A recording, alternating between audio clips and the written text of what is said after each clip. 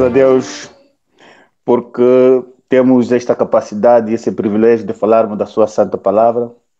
Também temos o privilégio de agradecermos a Deus, porque nas condições em que vivemos, temos toda a responsabilidade de dizermos muito obrigado ao nosso Deus, porque estamos aqui são e ainda podemos falar da Sua Santa Palavra. E esta semana vamos tratar um assunto que afeta a mim, afeta cada irmão, que Deus, como atuou no tempo passado, como atua hoje, como atuará no futuro, se nós depositarmos a nossa confiança em Deus.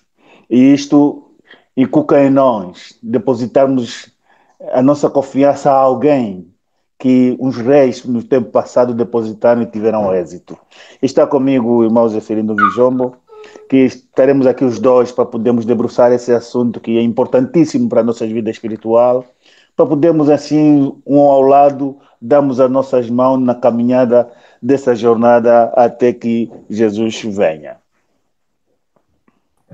Obrigado, irmão Celestino. Quero saudá-lo. Boa tarde, bom dia, boa noite.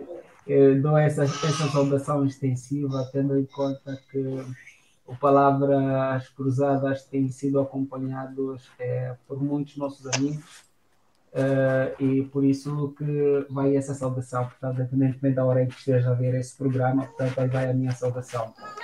De facto, irmão Celestino, estamos aqui diante de um quadro muito interessante, que aborda relativamente à lição número 7, que fala sobre a derrota dos assírios. Dizer que falar de derrota dos assírios é uma imagem que inicialmente parece ilusória, tendo em conta a natureza desse grande exército dos assírios, uma vez que Senaqueribe, né, até no Museu Britânico ainda foi possível, ou é possível, contemplar as paredes de seu palácio, isso por causa da arqueologia que auxilia-nos nesses detalhes, em que vimos que do palácio de Senaqueribe foi encontrado em suas paredes uma imagem esculpida de homens a serem derrotados pela força do poder desse grande exército dos assírios. E é uma imagem em que não retrata a história total, apenas é possível exaltar o poderio desse grande exército. Mas a verdade é que Senaqueribe não retrata toda a sua história no quadro que ele esculpiu às paredes. Portanto, a lição dessa semana, lição número 7, o versuário vem a exaltar o Deus de Israel. O versuário encontra-se no livro de Isaías, capítulo 37, versículo 16, que diz: o Senhor dos exércitos, Deus de Israel, que habitas entre os querubins, tu és o Deus, tu somente, de todos os reinos da terra, tu fizestes os céus e a terra. Portanto, é uma palavra de exaltação, de glória e honra ao verdadeiro Deus. Moisés chega até a fazer menção de que Deus é um homem de guerra, porque ele não deixa que o seu povo peleja de forma isolada. Portanto, essas lutas que nós vemos, embora seja uma luta física, também, como disse muito bem na introdução o irmão Celestino, está relacionado com os nossos desafios, as nossas lutas físicas, que na verdade muitas das vezes representam um grande retrato do nosso conflito espiritual, porque a nossa luta, diz a Bíblia, que não é contra a carne, mas é contra as hostes inimigas. E nessa questão dos assírios, na lição dessa semana, vamos ver numa luta física, veremos também ação sobrenatural de outras forças não visíveis. Uma delas é a força do nosso Deus poderoso e a força do inimigo. Para nós nos focarmos um pouco no versuário, talvez faríamos uma pergunta: o que é que levou Ezequias a pronunciar-se dessa forma, pedir a Deus que ele é o Deus dos exércitos que habita entre os querubins. Para nós podermos compreender um pouco a história, é que no aspecto militar, Ezequias tinha um bom exército, bem organizado. E ele tinha também feito uma boa engenharia em termos de abastecimento na sua própria cidade. Mas quando ele começa a ser ameaçado, como você sabe muito bem que nas guerras convencionais, o primeiro assunto são palavras, trocas de palavras, isto de acusações, para poder medir a capacidade intelectual de cada um, a mobilização em si. Então, Senaqueribe utilizou este mesmo método. Ele começou a desafiá-lo, a dizer que você vai ser derrotado. Mas Ezequias, visto que ele tinha confiado em Deus, começou a dizer que, meu Deus, é o povo, você não deve se preocupar, deve estar sossegado porque nós servimos um Deus poderoso, um Deus que poderá nos ajudar. Mas Senaqueribe utilizou algumas expressões que ele próprio utilizou. Olha, se tu confia em Egito, você será derrotado taxativamente, porque Egito não tem nenhuma capacidade para nos derrotar. E politicamente, e pelo conhecimento que nós temos através do escrito, os assírios tinham um exército poderoso. E ainda outro desafio foi: olha, Ezequias, se você realmente és poderoso, eu vou te dar 22 mil cavaleiros, se tu tens o pessoal, então coloca sobre ele. E ali ele também ficou um pouco abalado.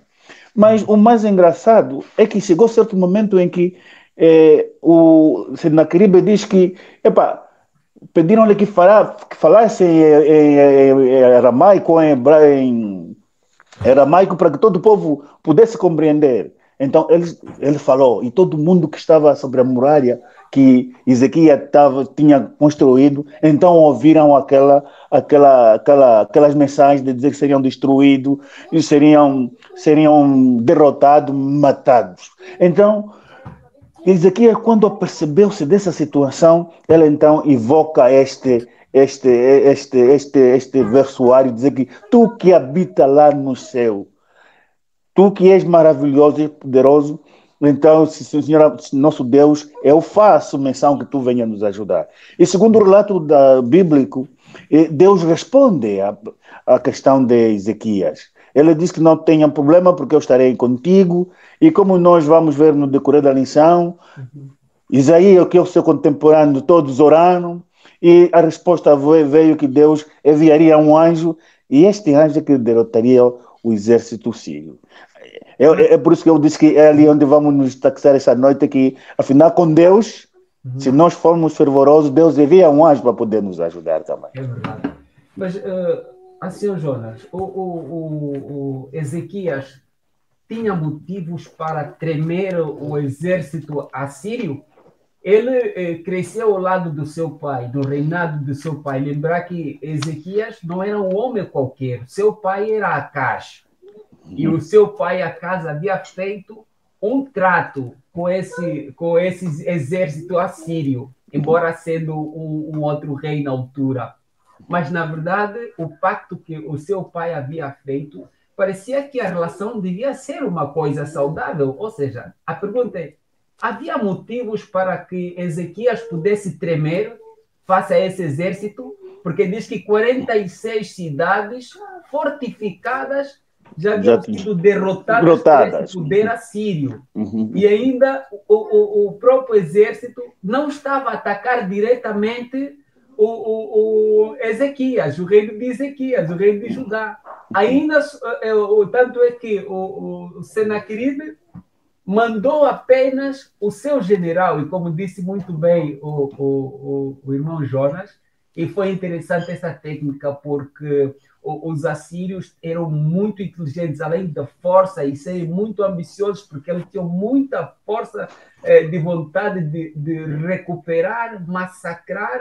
Eles gostavam dos banhos de sangue, e o objetivo deles principais é fortalecer cada vez mais a sua riqueza, para que o seu exército pudesse se tornar cada vez mais forte e não eram compassivos, não eram misericordiosos para com os seus inimigos, e muitos deles, às vezes, mesmo já aparecendo com as mãos para cima, rendendo-se, eles ainda assim não perdoavam, muitas vezes o matavam. Então, mas será que foi esse o motivo pelo qual Ezequias tinha feito essa brilhante oração que acabou de mencionar? Ou seja, havia motivos para ele tremer? Qual é o problema aí com Ezequias?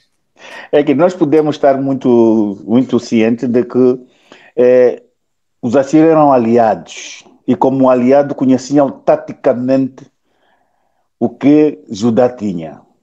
Até falar na língua dos próprios hebreus, eles sendo gentios. Gente gentil. E não só depois nós destacamos uma coisa que Ezequias, quando sobe no poder, ele faz algumas reformas religiosas, ele convence todo mundo para que ninguém devia mais adorar os ídolos, devia haver só uma adoração que é o Deus verdadeiro. Ele faz também algumas reformas políticas, que ele já não aceita dar o contributo aos assírios, como fazia o seu pai.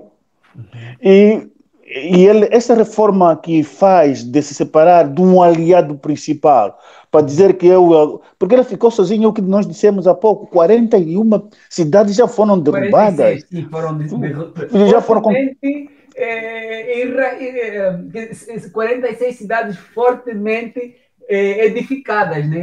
Edificadas. E então surge esse problema. Havia muitas razões, porque o inimigo o conhecia muito bem. E ele tinha que temer. Segundo, os assírios eram muito ferozes. Eram mesmo indivíduos destruidores. E é o que o irmão dizia, a eles apetecia ver o derramamento de sangue. Então, Ezequias tinha que temer, porque ele conhecia que o seu inimigo era mais forte. E seriam destruídos. Então, falando desse temor de Ezequias, antes de podermos avaliar qual o comportamento, as medidas que ele teve que tomar além desse, vamos fazer uma pausa, vamos ouvir um trecho musical que será cantado pelo nosso irmão Gabriel e a nossa irmã Gabriela com o tema Ele é Exaltado. E depois daremos continuidades, então, fazendo menção de qual foi o comportamento de Ezequias face a esse medo que ele teve.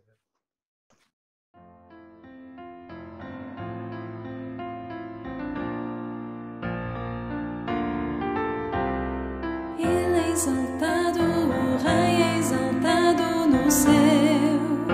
Eu louvarei, Ele é exaltado para sempre, exaltado o seu nome.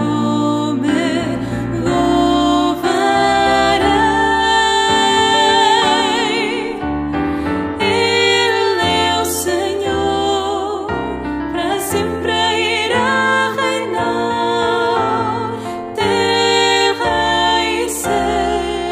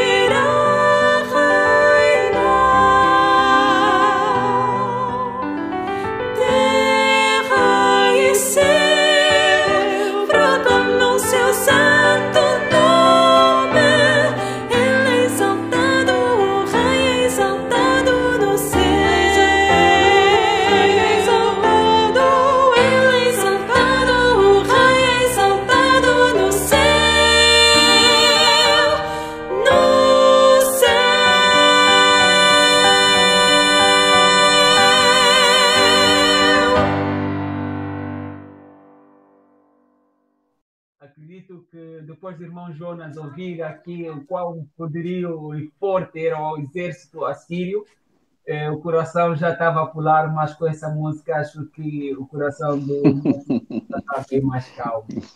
Agora, estava a retratar os motivos pela quais tinha Ezequias de temer e lembrar que o seu pai também uma vez foi cercado por dois exércitos na altura, também tremeu, por acaso, seu pai também tremeu.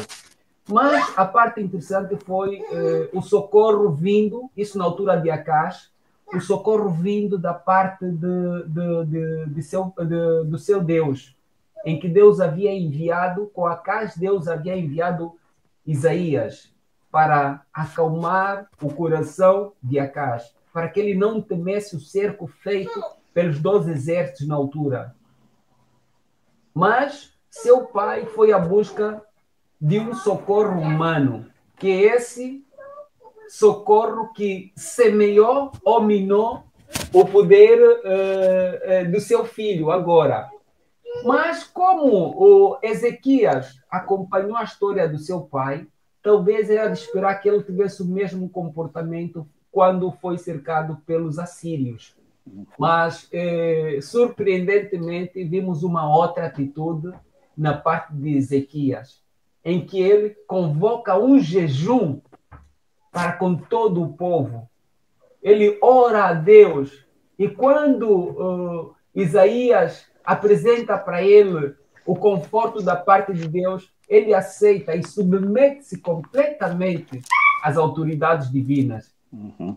E isso foi, para mim, uma atitude muito boa. E na introdução, quando o irmão Jonas falava de que isso retrata muitas vezes os nossos problemas espirituais, aqui encontramos uma grande lição. Buscar o nosso Deus quando nos encontramos em situações difíceis. E Deus, de facto, dá-nos um socorro e Ele se importa conosco. Irmão, Amém. Realmente é importante nós revermos isso. Eu, nesta lição, destaquei alguns aspectos que também podem nos ajudar hoje na nossa vida espiritual. Ezequias foi homem de oração, homem de confiança.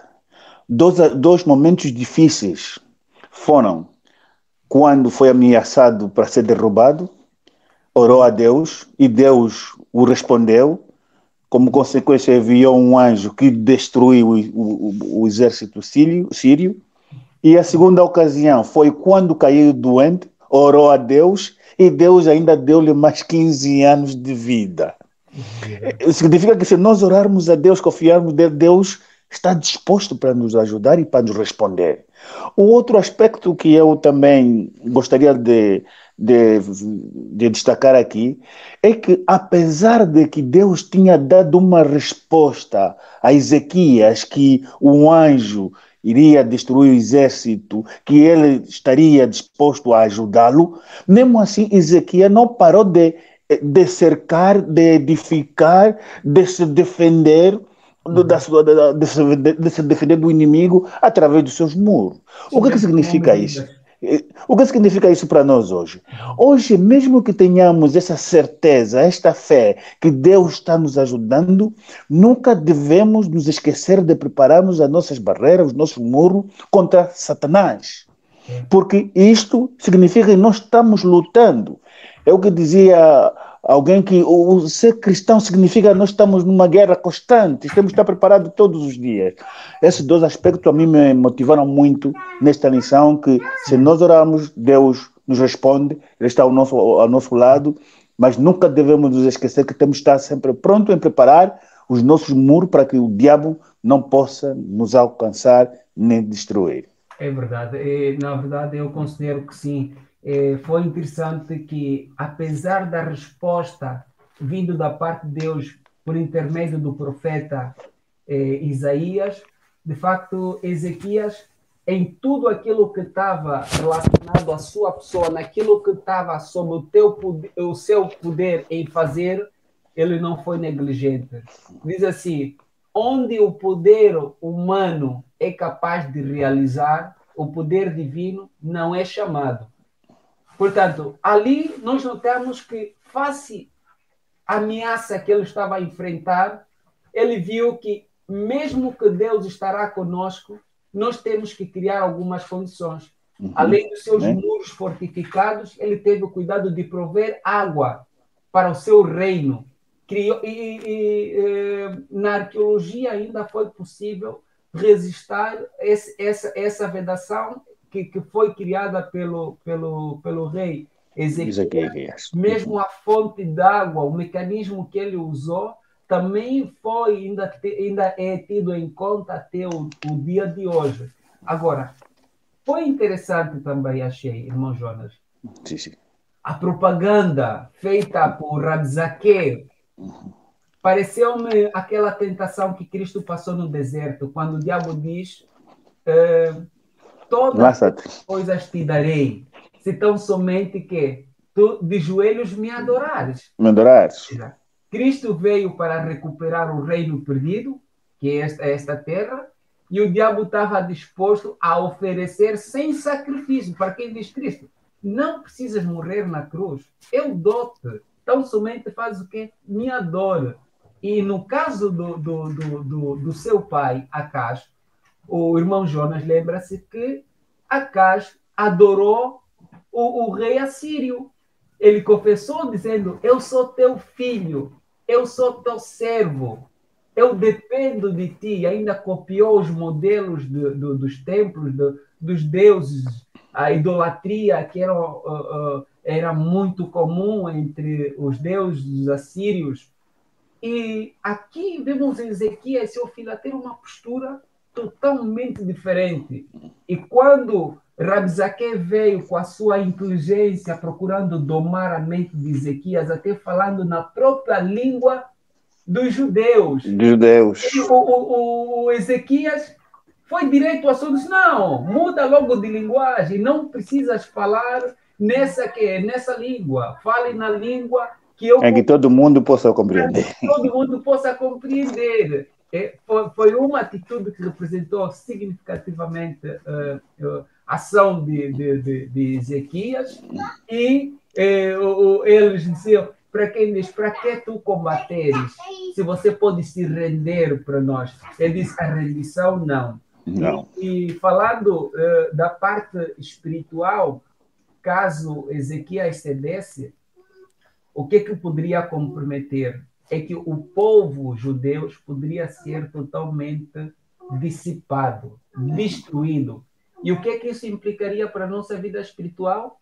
Cristo teria que nascer naquele povo. Se o povo seria destruído, logo Cristo teria nascido aonde? Logo a nossa salvação teria sido comprometida. E foi muito boa a atitude dele. E outra parte interessante foi essa que disse o irmão Jonas, de que ele era de facto um homem de oração, pois que, ainda além dessa situação que ele enfrentou, ele teve que suplicar ao seu Deus, ele ficou enfermo, e Isaías veio lhe dar a mensagem para que ele pudesse preparar a sua casa, para que ele se organizasse, porque Deus havia de lhe pedir a vida. E ele ficou triste e orou a Deus. Voltou-se pela parede e orou a Deus para que Deus pudesse ter misericórdia dele. E Deus seja louvado pela maneira como a sua oração foi respondida. Mas, além dessa oração respondida, parece que também foi acompanhado com uma tristeza, irmão Jonas. Quando ele teve a oportunidade de testemunhar, houve aí um deslize e uma falha. Eu, antes de entrar ali, também gostaria só de salientar um pouco em relação à propaganda. Assim, a propaganda que foi pronunciada era verdade. Porque realmente o exército do Egito era fraco, não tinha assim uma resistência em relação. E não só, e ele sabia muito bem que o seu exército também era débil. E é o que ele disseste há pouco, que o seu pai confiou mais na parte humana do que divina, e teve que se ajoelhar, teve que dizer que eu sou seu servo. Mas isto acontece conosco. O diabo, quando vem nos tentar, ele não utiliza meias verdades. Ele diz aquilo que conhece da nossa vida. E nós, para podermos triunfar, para podermos vencer, é preciso nós sermos prudentes. Porque se nós acompanharmos um pouco Isaías 36, 37, 38, é que tudo que foi dito ali como ameaça para rendição é verdade. Mas ele tinha que confiar em Deus, porque a sua vitória não dependia dos homens, mas sim dependia do céu. Então, nessa altura, mas eles ficaram abalados, mas não abandonados. Isso que me chamou esta semana muita atenção. Nós também vivemos quase na mesma situação. Nós estamos a viver essa pandemia, nos assola, mas nós não estamos abandonados. Deus está sempre ao nosso lado. Isto fortificou-me bastante essa semana, porque devemos estar confiantes que esta pandemia nos assola, mas Deus não nos abandona jamais. Olha, agora, irmão Jonas, nós falamos de que Deus respondeu a oração de Ezequias, mas não fizemos menção de como foi essa resposta da parte de Deus. Diz que 185 mil homens, e não eram qualquer, portanto, eram os mais hábeis, os mais habilidosos, os mais fortes do exército assírio, da noite por dia, acordaram todos completamente mortos. Quando Senaqueribe viu aquele quadro, a reação dele única foi que se retirar completamente. E quando eu li, pensava que pronto, pelo menos ele se retirou e vai ficar assim. Quando ele chegou em casa, o assassinaram em sua própria cama. De fato, quando Ezequias fez a sua oração, ele fez menção, Deus, como é que não é... É claro que aqueles... Porque as 46 cidades fortificadas que haviam sido destruídas, que Rabzaqueu estava fazendo menção, porque a cidade de Ezequias seria como que... portanto, já seriam 47, né? Sim, seria 47. Mas diz que Rabzaqueu, quando apareceu apresentando esse relatório, fez menção, diz que essas 46 cidades fortificadas, os seus deuses não os conseguiram proteger. Achas que o seu Deus vai te proteger? E ainda Rabzaqueu chega a ir muito longe. Irmão Jonas, lembra que ele chega a dizer assim: o próprio Deus, o Senhor Deus, está a nosso favor. Foi uma situação que era preciso muito discernimento para ele poder analisar e ver. Analisar profundamente. Porque lembra-se, irmão Jonas, que de facto, com o seu pai, Deus não estava a favor. Primeiro, ofereceu ajuda para Acaz. Quando Acaz rejeita, a força de Deus então fica com quem? Com os assírios. Ou seja, Deus permite, dá essa permissão para que os assírios pudessem disciplinar Acaz. Mas dessa vez, Rabzaqueu veio a dizer que o Deus estaria com os assírios. Quer dizer, o Deus de Ezequias estaria com... Por quê? Diz, não, você destruiu os templos. Então, a sua emoção ficou completamente abalada, e não é uma situação fácil aqui dizer. Não é uma situação fácil. Tratar a história, lendo e saber o final, mas a verdade foi que, em sua oração, quando Rabzaqueu apresentou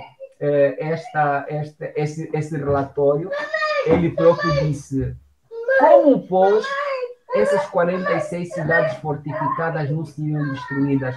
Se os seus deuses são de madeira, são deuses de barro, por isso que foram destruídos. Agora, ó Deus, tu és um Deus vivo. Amém. E ele viu, não, com esse homem não avança, graças a Deus, o Senhor foi com ele. Eu, de minha parte, irmão Jonas, já há muito o que explorar, mas o nosso tempo às vezes não perdoa. Não nos deixa. Isso, não é? Eu daria a oportunidade para poder apresentar as suas considerações finais e encerrar o programa. E da minha parte toda, eu agradeço a atenção por parte dos nossos irmãos, que já é comum nos acompanharem. Eu digo que foi uma mensagem muito solene e importante, que quando nós depositamos a nossa confiança em Deus, Ele está disposto para nos receber e para nos ajudar. Quando temos dificuldade, devemos estar conscientes de que Ele é um Pai. Que a qualquer altura que nós gritamos, Ele está disposto para nos socorrer. Mas isto implica que não nos esqueçamos que estamos numa luta espiritual. E quando vivermos como seres humanos nessa guerra, devemos sempre depositar a nossa confiança em Deus. Eu dizia que o povo foi abalado, mas não foi abandonado. Mesmo nesta pandemia que estamos a viver, não devemos nos esquecer que Deus nunca e jamais nos abandonará. Ele está ao nosso lado e nós com Ele venceremos esta pandemia. Que Deus possa capacitar a cada um. Que estas guerras que se passaram nos tempos bíblicos, que foram reais e Deus agiu, Deus também pode agir hoje.